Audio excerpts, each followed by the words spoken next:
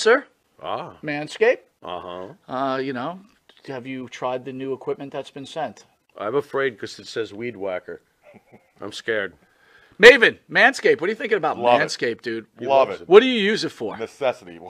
What don't I use it for? Put it this way. The only hair I have on my entire body is these eyebrows. Yeah. That you see. These Wow. caterpillars racing to the middle of my nose. That's it. That is it. That's all I have. And that's all I want. That's the So big- Manscaped is a You- must. We were talking before the show. There's nothing worse than just hair. Yeah. Right? Hair on a woman, hair on a man. It's just bad. Absolutely. And it's the one thing that the older I get, it starts growing more in unwanted areas. Absolutely. I hate it. I'm going to ask you a question. Uh-oh. Just going to go out there. Oh, boy. Go for it. You're doing a deed. Yes. Again, I don't want you to have to admit this because we, as men, we try not to admit this. But if you're going to Oh, go I do know the deed where- on a woman, I know where would you he's rather going. have her be hairless or a little hair, racing stripe, or Racing stripe. full retro bush? Well, Racing stripe. Retro Bush is out. Yes, thank you. Retro Bush is out. Yeah. I don't mind a small, well manicured landing strip. Every now and then, if it's completely, and I'm talking like baby's ass bald, then I start. Where is that pedophilia line?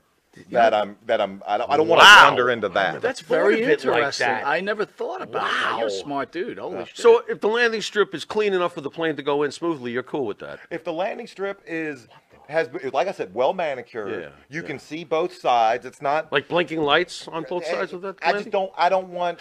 I don't want the shrubbery going off into unwanted areas on that as well. Gotcha.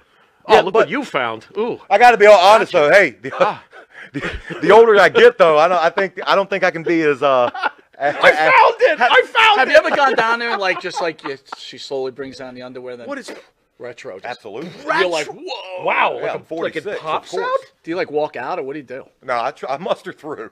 I muster up the courage to get He's through. a trooper. He's a trooper. Gotta give him an A. Not all heroes wear capes. Yeah, There you go. I hear you. There you Listen, go. I couldn't Super say. Bush. I couldn't say it. Well, if you have the same beliefs as Maven does, Manscaped could help you. Absolutely. The weed whacker. Absolutely. What are you thinking? I'm thinking that I may have to, go in a room, close the door, and hang out with the weed whacker for a little while. Yeah, I think you're a retro guy, aren't you? I like 70s adult films, if that's what you're getting at. Yeah, there you go. Yeah, But only with that, Ron we're going to take a Jeremy, quick Batman. commercial break and we'll be Anyway. back with this wrestling icon, Maven. We will see you in a drop kick second. Drop kick.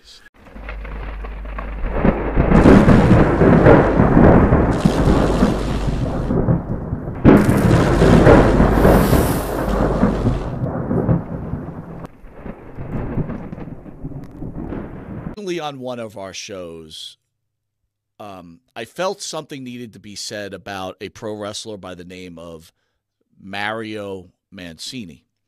If anyone doesn't know who Mario Mancini is, he was an enhancement talent for the WWE for a substantial amount of time. From what I understand, he was a very good wrestler. If you were a WWE fan, just like Big Ron Shaw, you knew who Mario Mancini was. But the one thing I had a problem with is Mario Mancini, one of his claim to fame would be he would go on podcasts now. On the regular, he was like on everybody's podcast. And he would trash Vincent Kennedy McMahon, which I'll, again, make it clear. I am a very big fan of Vincent Kennedy McMahon Jr., always have been. And I've argued with wrestlers about that too. Not argued, but discussed. Mario seems to talk about Vincent Kennedy McMahon Jr. in a very unpopular light, and one of the things he would bring up is referee Rita Charlton, who back in the late 80s or early 90s claimed that Vincent Kennedy McMahon Jr. raped her. Vincent Kennedy McMahon Jr. was never arrested for this rape. Rita Charlton was sued by Vincent Kennedy McMahon, which later was dropped. Rita Charlton, in the last year, according to the Netflix documentary, received $1 million. Recently, I think Mancini claims that isn't the case. I don't know. I'm a fan. I'm watching a documentary.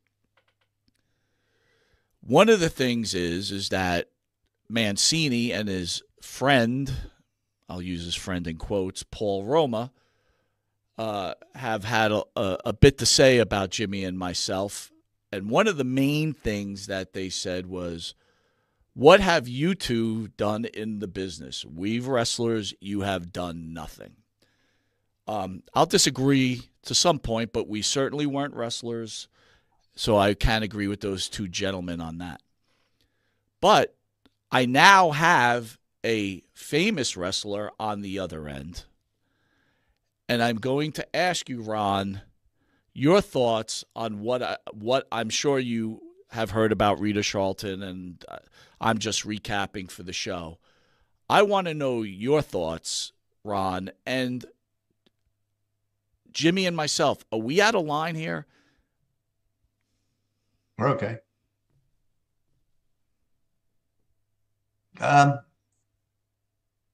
No, I watch your show on a regular basis, and I happen to see some of your stories on Mancini, some investigations, and I kind of wondered, well, what's going on here? So what I decided to do is go online and watch some of these podcasts that Mancini has done. And I know him and Roma are good friends, and I'm sure Roma would back him up, and Mancini would back Roma up, and probably in most things. And I started watching it, and some of them in their entirety. Some of them I jumped around because you're right, he did do a hell of a lot of podcasts. So what I started thinking about is that, there's a lot of stories that are coming out of this guy besides the one you just mentioned, and I will get to that shortly. And he tells them in such a manner which kind of makes it, interesting. I'm not here. I'm not going to knock the guy. I'm not here to say he's lying, say whether he's telling the truth. I'm just going to give you my opinion of what I've heard. There's an awful lot of stories that he's telling. And for a man who made a career out of only doing TV tapings, which was every 3 weeks, with only a handful of house shows, and you can see that on the, I think it's called the International Wrestling Database Cage Match. You can see how very few house shows he did. I myself, how many times have I done the tour in upstate New York, Canada, New England, out southwest Pennsylvania, out down in the Philadelphia area, so many numerous times. I should have stories 50 to 1 of his. And, he couldn't have made any money doing what he did. He probably had a professional job doing something else. I don't know exactly what it was. I think I had heard something he mentioned. I can't remember what it was. So he didn't make any money in professional wrestling.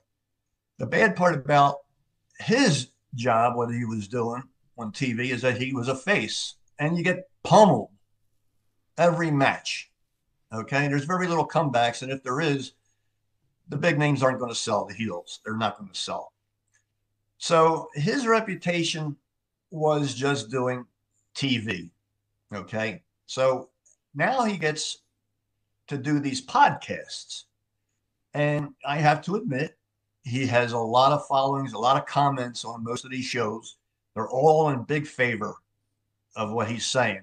Okay, it's like the truth. He tells great stories, and yes, it's got to be the truth. If Mario was there, it's got to be the truth. And I think what he's maybe trying to do is to have his claim to fame through these podcasts. I understand that he has, I think, a wrestling school. I think they got a little promotion going. Maybe that's there to help the promotion and to get wrestlers into their school. And getting back, and I'll be honest with you, look, I've done more in professional wrestling than both of those gentlemen combined. And if you disagree with me, please tell me. Okay. I myself have been asked, and Benny Scala has told me, He goes, there was a producer out in California that wanted to talk to me about doing a documentary on our first history-making trip to the Philippines. And I think it was 82 or 83. And I thought about it. I emailed the gentleman. We had a couple conversations, and I decided not to go with it. Just a gut feeling, which is what I've done in life a lot of times. Now, with Rita, and I understand that they're very, very good friends, and it's great to have friends. There's nothing wrong with that. And the way she had said it on a podcast is that Mancini is like a brother to her, and that's great. And what I had heard of is that, you know, when her and Vince McMahon were in the limousine together, that she had said that, well, you know, he came on to me and I guess wanted sex, some type of sex. And she reported it to Mario, if I'm not mistaken. Okay. And in confidence told him, please do not tell anybody. And, you know, it's sat this long, 25 maybe years, 30 years, I guess it's been. That kind of sounded strange to me. And, you know, you guys invited me on the show to ask my opinion of it. And I think I'm the first worker wrestler that you're probably asking about this. And it just seems a little strange to me that it hasn't been brought forward a lot earlier when this happened. Well, Ron, what can I say? So Rita, when she appeared on the show, I guess they brought her on to counteract what Jimmy and I were saying. And one of the things Rita said was, hey, I told him not to say anything. You guys weren't there. Shut your mouths. You don't know. And my point is this, and Jimmy, please weigh in. Sure. When someone reports a crime, which rape is a crime, right? At least the last time I checked, right? Last time we checked. It's your moral responsibility to report it regardless what someone tells you. Now, Mario compared the rape to Rita buying $10 pens for $30, and it was embarrassing. So we were comparing buying pens overpriced to someone being raped. That's Mario's comparison. Don't know what that meant. I mean, that's one of the stupidest comments I've ever heard in my life. The next thing is this. Mario, as we know, is part of an HBO Max documentary, which, Jimmy, we may be invited to comment on. We'll see. All right. As the counteract. But that's right. So if you would have reported this, Mario, maybe all this atrocities that Vince McMahon supposedly has done since then, that from the Ring Boy scandals onto Ashley Massaro, onto the kabillion women that have signed off for millions of dollars for his sexual deviance, all unfounded. Couldn't he have stopped this with this one report, Jimmy? Well, there's a definite chance that could have possibly happened. But what Ron said is still sticking with me, that she compared Mario and their relationship, that she felt that Mario was like a brother to her. Let me ask you this. If a sister tells a brother that I've been raped, what do you think the brother's going to do? One of two things. He's going to either report it or he's going to do something to the individual himself. So exactly. I find it amazing that, and by the way, I think we're getting closer to 40 years later, to tell you the truth. If we're looking at the late 80s, I hate to date us all, but this is getting close to 40 years now. And now you're getting your 5 minutes of fame on podcast, telling stories about things that you should have done something about a long time ago, because perhaps then maybe we wouldn't, if these were true accusations, then maybe we wouldn't have a Ring Boy scandal. maybe we wouldn't have a lot of the other atrocities that happened in professional wrestling. And at the end of the day, Mr. Shaw, all we wanted for Mario to do was just answer the question, and it's a fair question. Why didn't you address this then? Why are you doing it now? And instead of getting either a polite decline, we got name called, basically. So I really don't understand. Number one, you won't answer the question. You don't even decline politely. And then you compare rape to buying pens. So that's why we're a little upset, Mr. Shaw. But Ron, I appreciate your feedback. Let me ask you this question, Ron. You were around when the passing of Nancy Argentino. You were around at that time, correct? Yeah, not working for Vince, though. Okay. Here's my question, though. You're the father of Nancy Argentino, and I'm a wrestler, and I come to you one day and said, yeah, I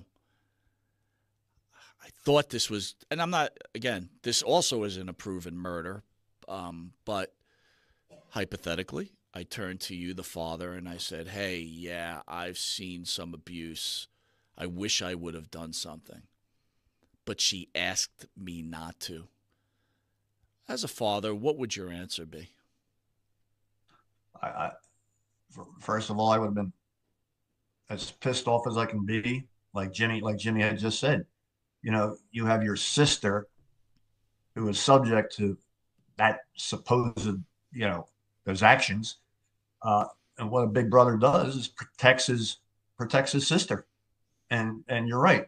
I mean, I would have reported it, grabbed my gun and loaded it, and go pay that guy a visit, probably blow his head off. Mm-hmm. But yeah, that's how pissed off it would have gotten me, right? I would have went to Rita Charlton. Jimmy, well point made, Jimmy. You're absolutely right about that. I would have went to Rita Charlton and I would have said, well, I'm sorry. You can be mad at me all you'd like, but I'm reporting this because I care about you.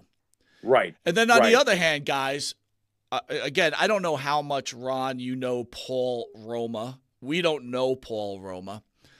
But you're right. When we talk about these two guys, it's like the Care Bears, right? It's all lovey, touchy, feeling. And it's almost annoying. Like I started off by saying, if Jimmy and I disagree, we disagree. Oh, yeah. These two clowns, and I'm going to call them clowns, if one says something, the other one goes with it.